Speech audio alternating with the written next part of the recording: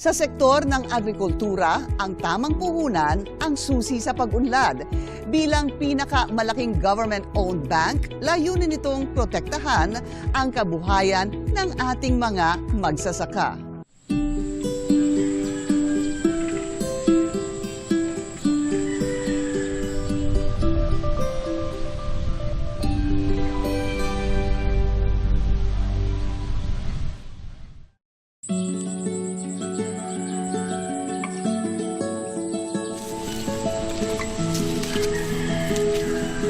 Sa gitna ng tirik ng araw, maagang nagtatrabaho sa kanyang palayan si Mang Vicente.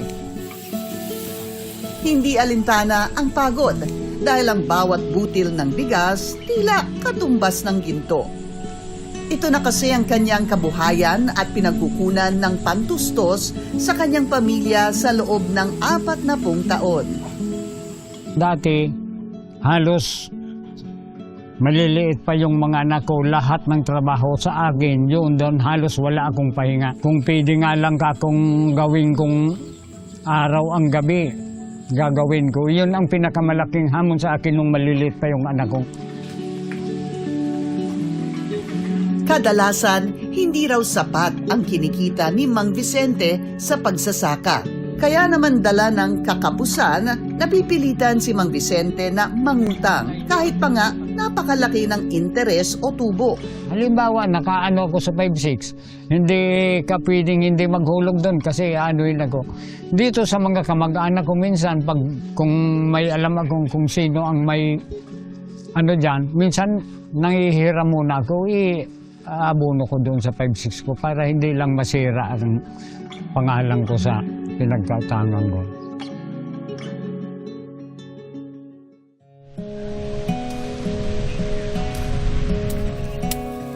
Katulad ni Mang Vicente, pagsasaka rin ang ikinabubuhay ni Loida sa loob ng mahigit 2 dekada dito sa Iriga, Camarines Sur.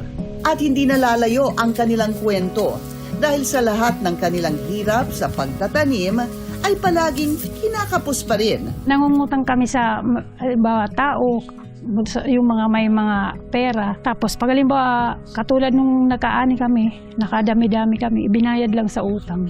Talagang lugi as in sobrang, hindi kami nakakabawi maski pambili ng bindi. Nasisiro kami minsan. Bukod sa lumulobong utang, isa pa sa matinding sanhi ng kanilang pagkalugi ay ang pagkasira ng mga pananim. Dala ng sunod-sunod na bagyo sa Pilipinas simula buwan ng Hunyo. Nung laging may bagyo, lugi talaga kami, laging lugi. Nakaka-stress sobra. Kasi di kami nakakabawi.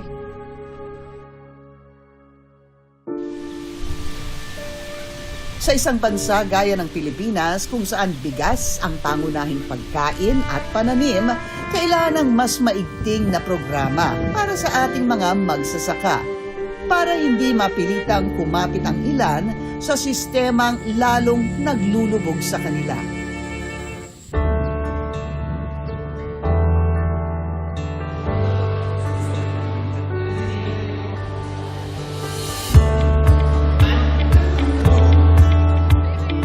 We know that the next months will be difficult, but what we all want to do as a government po is to really make sure that we come together, that we work together para po tayo magtulutulungan. Ang Land Bank po ay bangko ninyo. So please don't forget that we are here as a government financial institution to support you. Para makatulong na maibsan ang kalbaryo ng mga kababayan nating magsasaka, inulunsad ng pinakamalaking bangkong pag-aari ng pamahalaan ang AgriSenso Plus Lending Program. Ito po yung banner program ng Land Bank sa agriculture. Ang layunin po nito, lahat ng mga involved sa agricultural value chain ay mapautang.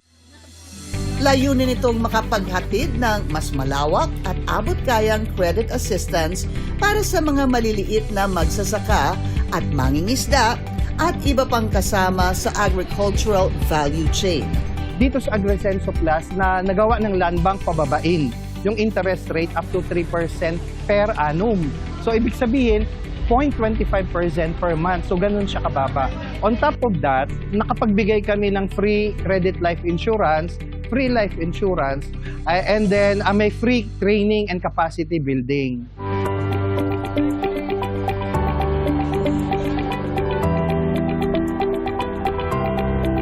At ang proseso, pinadali upang ang mga kagaya ni na Mang Vicente at Loida mas mabilis na makabangon. Naglakad ako ng mga papers ko. Tapos sinabmit ko po sa land bank. Super dali po. Hindi po ako nahirapan. 1 week ko lang nilakad po. Automatic po. Narilisan po ako ng loan.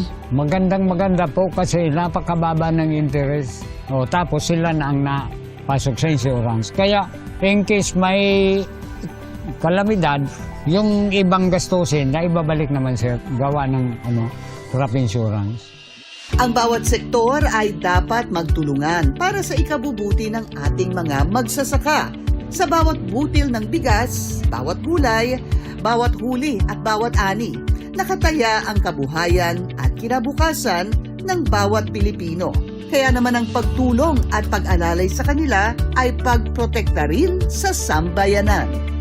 Ang objective namin is maiparating sa lahat ng area, sa lahat ng probinsya ng Pilipinas, itong programa na ito. At tulong-tulong to. At ang maganda is a program that covers all stages, all stakeholders in the agricultural value chain.